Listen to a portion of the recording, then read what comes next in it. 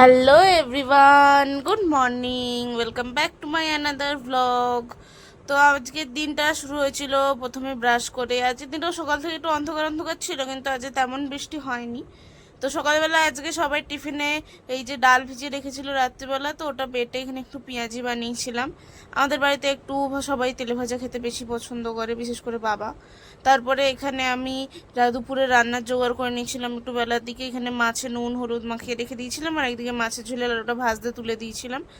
তারপর মাছকে নুন হলুদ মাখিয়ে প্রথমে মাছটা ভাজতে দিয়ে দিয়েছিলাম।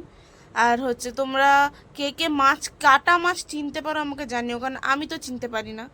এইটা কি মাছ আমি বলতেও পারবো না।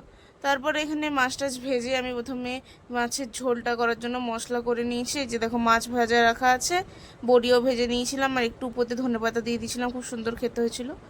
আর এই যে দেখো একদম ম্যাজিক করে বাসন ধোয়া হয়ে গেল। তারপরে স্নান করে নিয়েছিলাম। তো স্নান করে এখানে আমি খেতে বসে পড়েছিলাম।